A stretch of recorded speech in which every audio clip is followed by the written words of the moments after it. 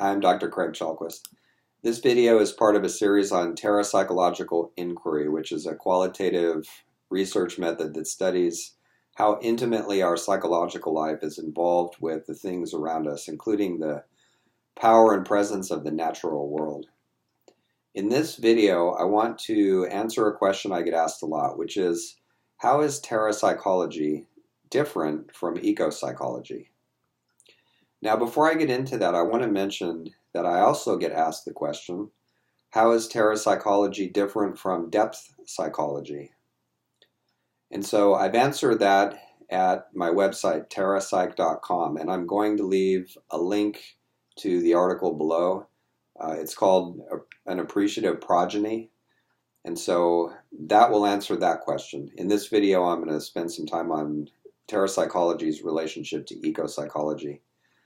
And we're holding terrapsychology as a set of studies and practices for understanding how very involved we are with objects, houses, cars, the whole material world, the natural world, the elements, the weather, all these things that we usually consider outside ourselves.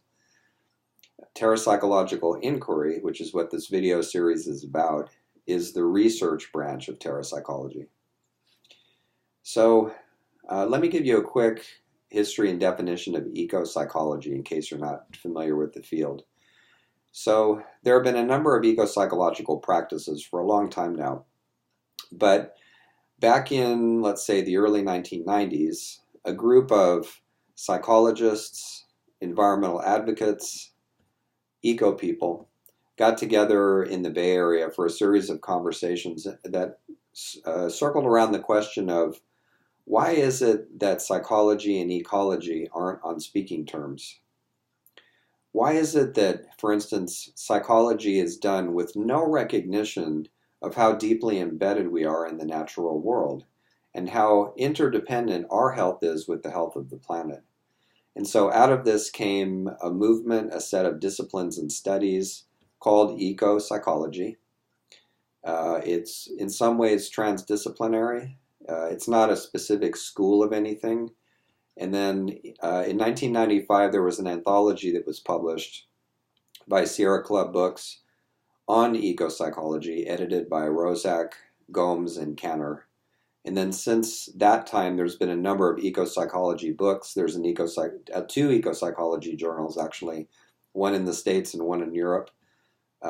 My friend and colleague Linda Bizzell runs a Facebook ecopsychology group that's enormous. There's a lot of interest in this. And so here's a quick definition of ecopsychology that was given by Mary Gomes, who in many ways is the mother of that field. She says, ecopsychology has emerged over the past several years as an intellectual and social movement that seeks to understand and heal our relationship with the earth. It examines the psychological processes that bond us to the natural world or that alienate us from it. We need to uncover ways to heal the culture as well as the individuals who live in it. Ecopsychology is essentially about becoming cultural healers.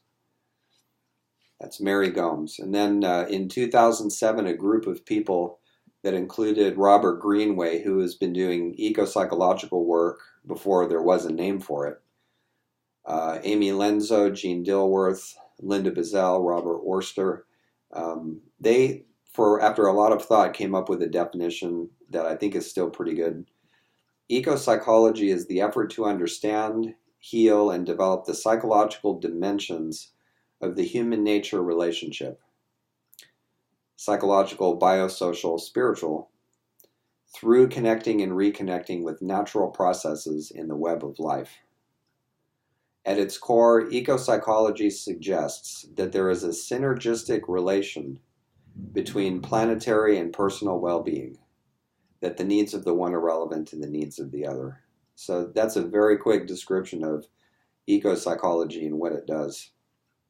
It has really evolved a lot and gained in complexity since the early mid-1990s when all this got published. And I should mention too that a practice arm of ecopsychology, an application of ecopsychology is what's known as ecotherapy. It's not just for therapists, it's for anybody who's interested in the understanding of how healthy it is to reconnect to the natural world. And there's a lot of good science that's been generated about that. So how is terrapsychology any different? It's not different in an absolute sense. And I like to think about it in terms of a lineage where, in a sense, speaking metaphorically, it's as though our terrapsychology's mother was ecopsychology and its father was depth psychology. That's not entirely accurate just because so many other things come into terrapsychology, like family systems, which is something I have a background in. So there's other things in it. But in general, I think those are the two big parent figures for our field. So how are we different? Ecopsychology puts a lot of focus, and has from the very beginning, on the quality of how we connect to the natural world. Do we have a good connection? Do we have an unconscious connection? Are we alienated? Are we tuned in? And largely on the quality of that connection depends our mental health. And so that's the focus of ecopsychology. Terrapsychology shares that focus, but also asks, what are our relations with things, with streets, with cars, with tech, all of that, with the clothing that we wear, all of that. And how does that get into us? How does our inner life reflect those relationships as well? So we don't focus exclusively on the natural world, although that's been a big part of pretty much every terrapsychological inquiry that's ever been done. So that's the first difference. I think all of these are a difference in emphasis. Secondly, ecopsychology has partially continued psychology's focus on the individual. Now, there's a lot of exceptions to that. And ecopsychology is being used in group work as well as in ceremonial work. So those kinds of exceptions. Nevertheless, most ecopsychological research and writing focuses on the health or pathology of the individual in relation to the natural world. Andy Fisher's excellent protests of the hyper-individualistic paradigm notwithstanding. So terrapsychology is focused more on our relationships with each other and with aspects of the world, natural and otherwise. So the emphasis is more on relational dynamics, and we do tend what happens inwardly. That's part of the work. But I think it's more of a difference in focus. A third difference in emphasis is that there are more and more voices in ecopsychology who say that we need more empirical, positivist, natural science kinds of research to illustrate these connections between us and nature. And there's really good research being done around that, for sure. But terrapsychology comes from a different place and says, we are already in the natural world and it is already in us. That's where we begin. We're not in the business of proving that we're in that kind of relationship. In a way, it's even misleading and dualistic to say it's a relationship, because it just is us. And so what kinds of knowledge and practice can we come up with in that light? In other words, yes, being out in a forest that's healthy can contribute to human health, and it's important that we study that. But we are the forest. We are the house or the objects or the what have you, We already are those. And so, again, a difference in focus, right? A fourth difference, ecopsychology has been criticized for not being sufficiently diverse. And there was Carl Anthony in it right from the very start. There is Phoenix Smith and other people too. But for the most part, it's been a pretty white field right from the very start. And terrapsychology researchers include people who are not only white, but African American, East Asian, Latina, people from South America, people from South Africa, and the diversity culturally is growing as more and more people do this kind of work, which delights all of us who do it, actually. across sex and gender, not only hetero but queer. Dissertation research has been done that way with that set of values and practices. City lovers as well as nature seekers. So the diversity of people who do terrapsychology is growing as the number of people who do it expands, which is great. Another difference from ecopsych. So more for terrapsychology, much more than for ecopsychology, the experience of animism is central. So the sense that we live in a world not just of objects, but presences, of psychologies, that's what we tend to focus on. It's quite central to us. And so terrapsychology has been validating for some of us. There's a student I'm working with right now who comes from the cultural background of Native America, and many, probably all indigenous cultures begin as animistic before industrialists come in and take all that away. And so terrapsychology, through its own kind of language and practices, backs up and affirms the indigenous idea of animism. We don't get into the metaphysics of how it works, but we do think that psychologically everything around us is part of us, and vice versa. So we live among not among objects to measure, but presences to appreciate.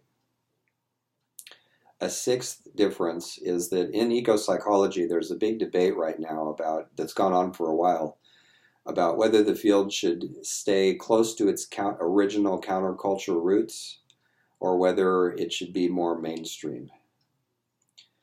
For terrapsychology, perhaps because we haven't grown as much as ecopsych, we're a newer field, and so maybe this will be more of an issue for us down the road, but we tend to focus more on working at the margins, because the whole idea of animistic presences, however they show up for us psychologically, the non-dual experience of actually being part of everything is itself a marginal perspective, even though even in the industrialized West, there's a huge philosophical history of not only philosophers but scientists taking panpsychism and other forms of the idea that everything has an interior seriously.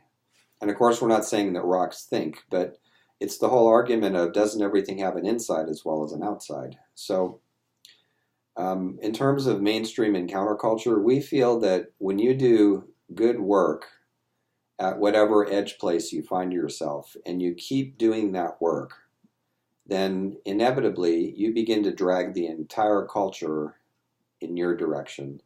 That doesn't happen if you simply plunge into the system and get eaten by it, if you simply get assimilated by what's already happening.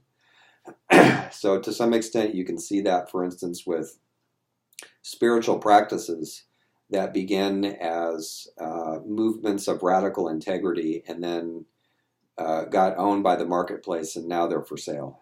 So our feeling is that we want to keep doing our work in the way that we want to do it. So seventh, another difference between terrapsychology and ecopsych is we have a very strong aspirational element, an inspirational element too. And so in a way, terrapsychology is kind of an imaginative, inspiring ecopsychology, one of re-enchanting our relations with ourselves, each other, and the planet. So re-enchantment is a word that you hear a lot in our work. So how to bring a sense of wonder, how to tell stories that may begin in rupture or suffering or ecological damage or cultural damage, personal pathology, what have you. The stories may start there, but they don't stay there. They are wider than that. They're more spacious and imaginative than that. And they tend the whole question of, if we have a good sense of what we don't want and what does harm, where do we want to go? How do we want to show up? How do we actually want to live on this planet in delight and inclusivity? And then eighth, ecopsychology didn't really have a qualitative research arm until a terrapsychological inquiry came along. And my hope is that more and more people, both inside and outside the academic world, will see terrapsychological inquiry as a useful way to initiate earth-honoring research practices. So I've been for many years now involved in quite a few master's projects as well as dissertation committees that do eco-psychological work. And I always bring my own bit of terrapsychology to that. But now, thanks to Routledge publishing the book Terrapsychological Inquiry, we've actually got a kind of handbook for that. And so I'm hoping that that will be useful for researchers who need something that takes our relation to nature seriously in the way that both ecopsychology and terrapsychology do.